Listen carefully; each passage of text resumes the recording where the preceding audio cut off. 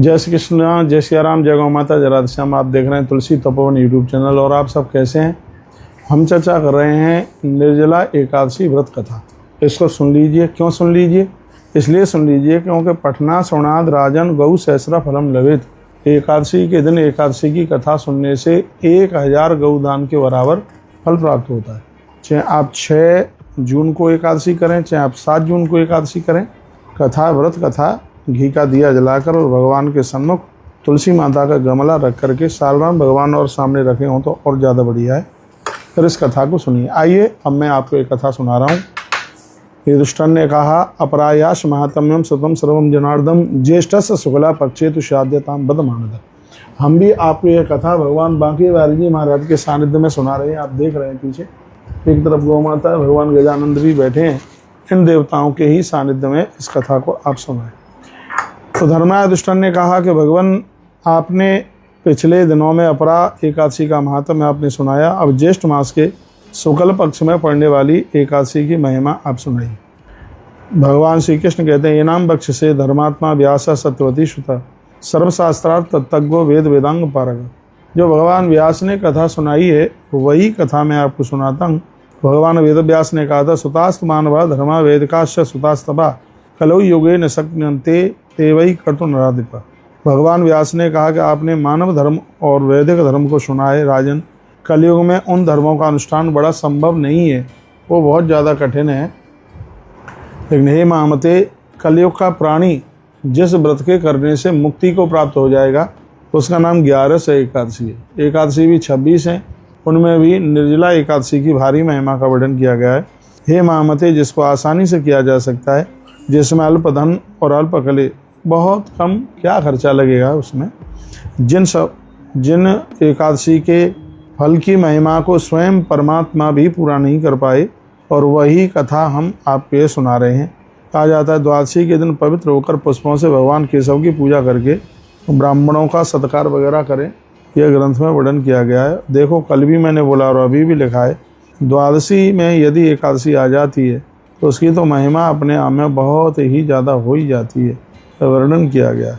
आगे मैं आपको बोलूं, एकादश्याम न भुंजानाम न ते यान्ति मांतिकम। एकादशी के दिन भोजन नहीं कीजिएगा, यह वर्णन ग्रंथ में किया गया। कहा गया है, अशौच में भी भोजन न करें। यदि कोई सूतक पातक लग गया है, इतने पर भी आप अपनी एकादशी मन छोड़िएगा और उसमें आप भोजन नहीं करेंगे, मानसिक भाव से एकादशी करेंगे तो आपको 11 का पूरा फल ही मिलेगा, कहीं कटौती नहीं होगी। एकादशी के दिन भोजन नहीं करना, पापी दुराचारी और जो लोग नशा करते हैं ऐसे लोगों से बच करके रहें एकादशी के दिन। तो भगवान व्यास को भीमसेन ने कहा कि गुरुजी, क्या बताऊं, मेरे भाई एकादशी का व्रत करते हैं, मुझसे होता नहीं है। मैं अन्न खा लेता हूं, अंदर से गिलानी होती है कि मैंने अपराध कर दिया है। ऐसा कोई उपाय बता दीजिए जिसे कम करने पर मुझे सभी एकादशियों का फल प्राप्त हो जाए, ऐसा आप बता दें। तब भीमसेन ने जब ये कहा, तब भगवान व्यास जी ने बड़ा जवाब दिया और कहते हैं, यदि स्वर्गमविष्टम ते नरकम दुष्टमेव च एकादश्याम भोक्तव्यम पक्षयोर्वयोरपि। वो कहते हैं, जो नरक से बचना चाहते हैं और स्वर्ग पाना चाहते हैं तो महीने की दोनों एकादशियों का व्रत करना चाहिए। ये ऐसा भगवान व्यास कहते हैं। उन्होंने कहा, यदि तुम पूरी एकादशी नहीं कर सकते हो तो कहते हैं वो कि यदि वृष राशि अथवा मिथुन राशि के सूर्य के रहने पर ज्येष्ठ मास की एकादशी आए तो उस दिन बिना जल पिए उपवास करें। यह ग्रंथ में लिखा है। 19 नंबर का श्लोक है, वृषस्ते मिथुनस्ते वा यदा चैकादशी भवेत् ज्येष्ठ मासे प्रयत्नेन सोपोष्यो उदक वर्जिता। उदक जल को कहते हैं, पानी छोड़ करके इस व्रत को किया जाए। इस व्रत में कुल्ला अथवा आचमन के जल को छोड़कर दूसरा जल न पिए, अन्यथा व्रत भंग हो जाएगा। वर्णन, यदि आप निर्जला ही कर रहे हैं तो व्रत भंग हो जाएगा पानी पीने से। नहीं तो पहले से ही आप यही संकल्प करके लें, हमसे निर्जला नहीं हो सकती और हम फलाहार वाली कर रहे हैं एकादशी, पानी पी के कर रहे हैं। फिर आप जल पियोगे तो उसमें कोई भी दोष नहीं लगेगा। देखा है, गंडूस आचमनम बारी वर्जित उदकम बुधः। इसमें आचमन और कुल्ला करते हुए यदि मुख में पानी चला जाता है तो कोई व्रत खंडित नहीं होता। आचमन करने पर भी मुख में पानी जाता है तो उससे कोई व्रत भंग होता नहीं है। वो भुंजीत नहीं वे हम व्रत भंगो अन्यथा विवेद। तो जानबूझ करके फिर आप दिन भर आपने 4 घंटा व्रत किया और उसके बाद में आपने पानी पी लिया तो इसमें स्पष्ट लिखा है तो आपका व्रत भंग माना जाएगा। इसलिए पहले से निर्णय ले लीजिएगा। नहीं तो ऐसा कह करके बोलिए भगवान कल तक मैं रह लूँ तो ठीक है, नहीं तो 12 घंटे का मैं ये निर्जल व्रत करने के लिए जा रहा हूँ, सुबह सूर्योदय से लेकर के शाम को सूर्यास्त तक। ऐसा भी आप कर सकते हैं। देखो अब इसमें लिखा है सूर्योदय काल से लेकर के दूसरे दिन सुबह सूर्योदय काल पर्यंत जल का त्याग करके मनुष्य 12 एकादशियों का फल प्राप्त कर सकता है। कमाल हो गया है। देखो ये बड़ी अद्भुत बात कही गई है।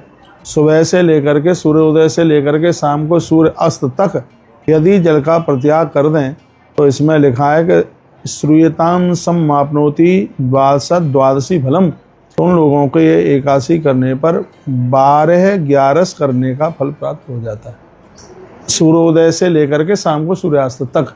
और यदि यही कहीं दूसरे दिन सुबह तक 24 घंटे के लिए आपने जल छोड़ दिया तो सीधे 26 एकादशी करने का फल प्राप्त होता है। ऐसा इस ग्रंथ में लिखा हुआ है। प्रातःकाल स्नान करने के तत्पश्चात और फिर आप अपना पारण कीजिए, ब्राह्मणों को भोजन कराइए ब्राह्मणों को, और तत्पश्चात फिर आपका ये व्रत पूरा होता है। पुत्र भीमसेन, तुमको बार बार मैं क्या बताऊं, इस एकादशी के द्वारा कलयुग के सभी दोष समाप्त हो जाते हैं। इतनी बड़ी महिमा इस एकादशी की है।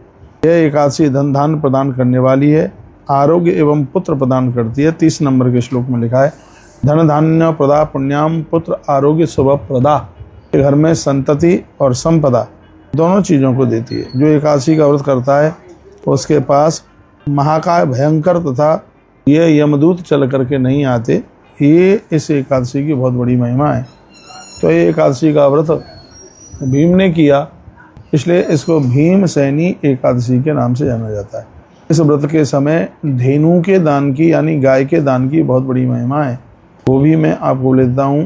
धेनुम तदा दत्ता सर्पापी प्रमुच्यते।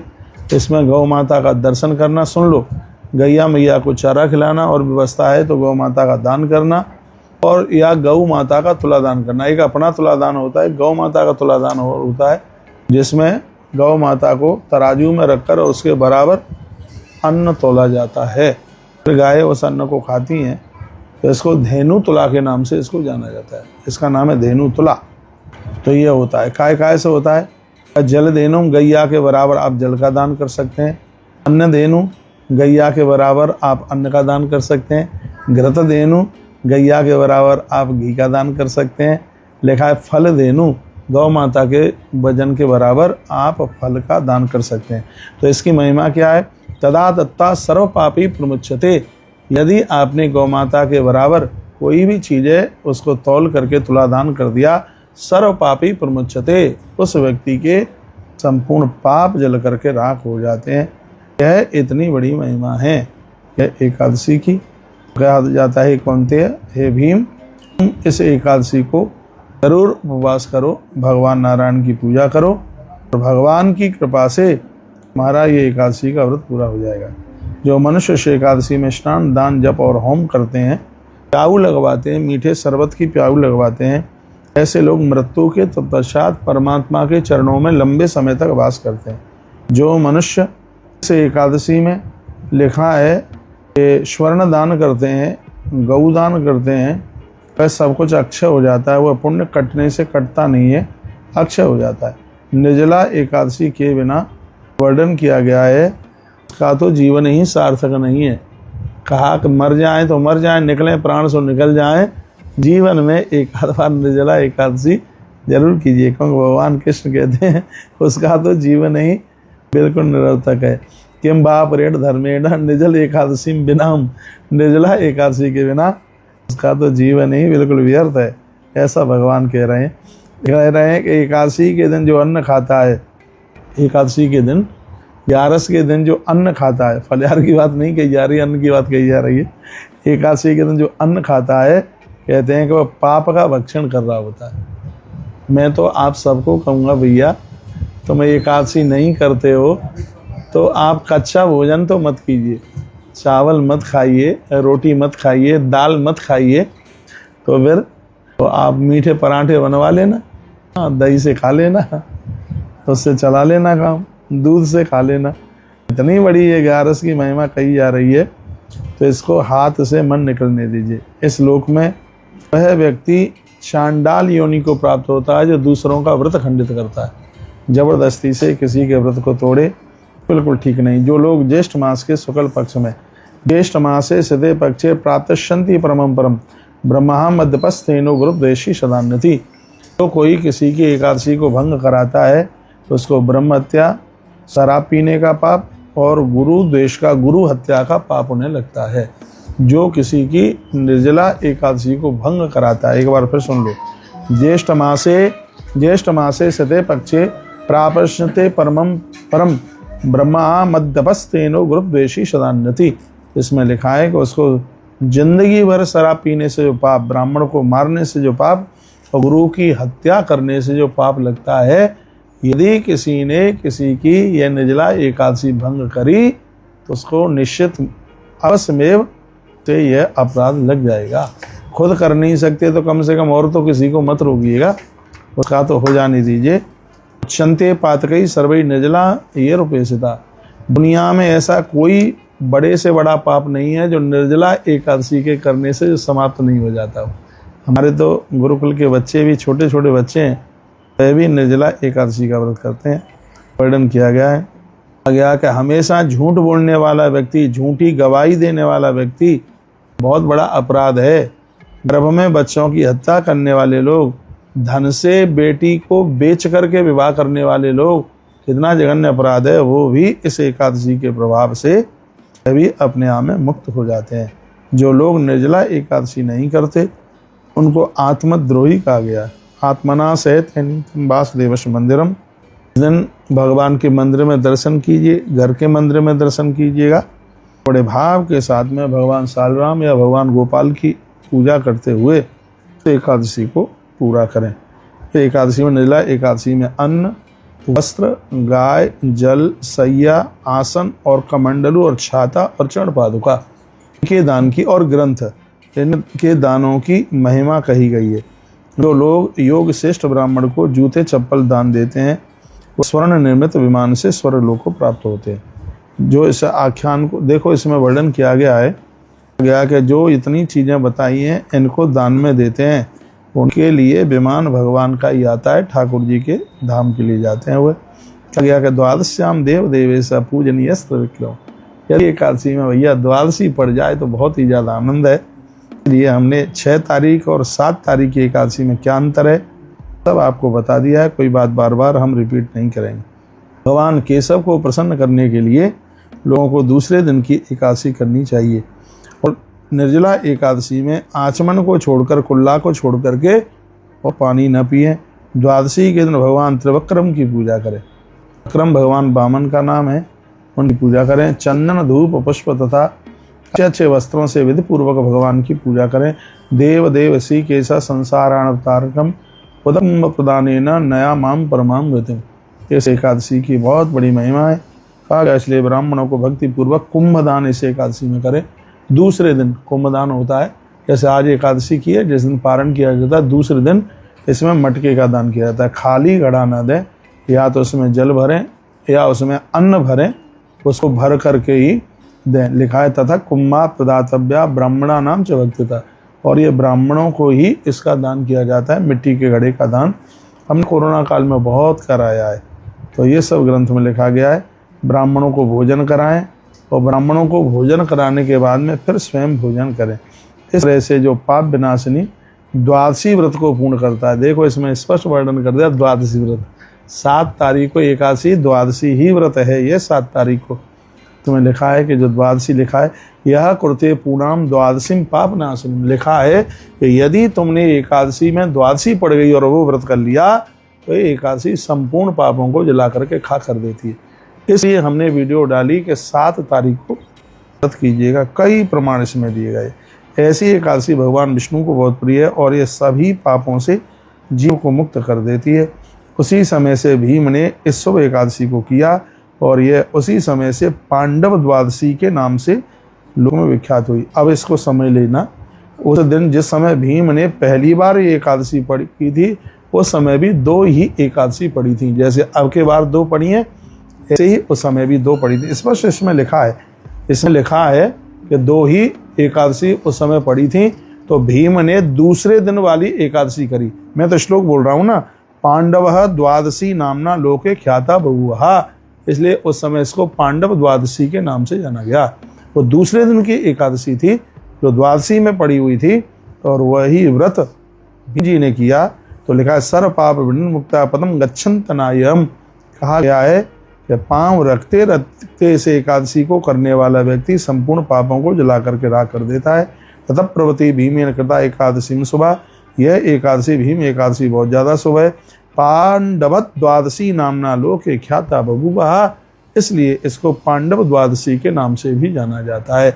भीम जी ने दूसरे दिन की एकादशी की है, इसलिए कभी ये मत कहना कि पहले दिन की एकादशी है वो गृहस्थियों की और दूसरे दिन की है वो बाबा जियों की है। ऐसा कहीं वर्णन नहीं है बिल्कुल, इसलिए ऐसा प्रवचन मत करना और अपनी श्रद्धा के अनुसार इस 11 के व्रत को पूरा कीजिए। बहुत बहुत धन्यवाद। अपना ख्याल रखिए, ध्यान रखिए। अगली वीडियो में फिर हम आपको मिलते हैं। अगली वीडियो बहुत सुंदर मैं आपके पास भेज रहा हूँ, बहन से पाम क्यों नहीं छुपाए जाते, चाहे वो छोटी है चाहे वो बड़ी है। ये तो सबको पता है कि बहन से पाम नहीं छुपाए जाते, लेकिन ये भी तो पता होना चाहिए कि क्यों नहीं छुपाए जाते। मैं याज्ञवल्क्य की स्मृति के कुछ प्रमाण दे करके वीडियो आपके पास भेजता हूँ। यदि माँ भांजे से पाम छुपा लेता है तो उसका कितना बड़ा अपराध है। मैं प्रमाण के सहित ये बातें हम आपको भेजेंगे। यदि आप अपने दामाद से जमाता से चरण छुपाते हैं तो उसका कितना बड़ा अपराध है। आप कुंवारी बेटियों से पाम छुपाते हैं, अविवाहित कन्याओं से पाम छुपाते हैं तो उसका कितना बड़ा अपराध है। और ये 7 सम्मित सब बातें होंगी। और एक वर्ष में 451 त्यौहार होते हैं, एक एक करके वो भी वीडियो हम आपके पास में भेजने वाले हैं। अपना ध्यान रखिए। बहुत बहुत धन्यवाद। एकादशी चाहे 6 को कीजिए, 7 को कीजिए, जो आपकी इच्छा है सो कीजिए, लेकिन इस व्रत कथा को आप जरूर सुनिएगा। और ये मैं बात हर बार आपको कहूँगा, इसलिए मैं कहूँगा क्योंकि एकादशी के दिन जो एकादशी की कथा सुनते हैं, पठना श्रवणाद राजन गौ सहस्र फलम लभेत, इसके सुनने मात्र से 1000 गौ माता का गौदान करने का फल प्राप्त हो जाता है। ये इतना बड़ा महात्म्य है। तो इस निर्जला एकादशी में किस किस चीज़ का दान होना चाहिए, और ये मैंने बहुत विस्तार पूर्वक आपको चर्चा की है। और इस वीडियो को आगे शेयर करना ना भूलें, जिससे और भी लोग लाभान्वित हो सकें। तो बहुत बहुत धन्यवाद है आपका। 2025 की एकादशी आप सबके लिए बहुत मंगलमय हो। ईश्वर के चरणों में हमारी ऐसी प्रार्थना है। हर हर महादेव, घर महादेव।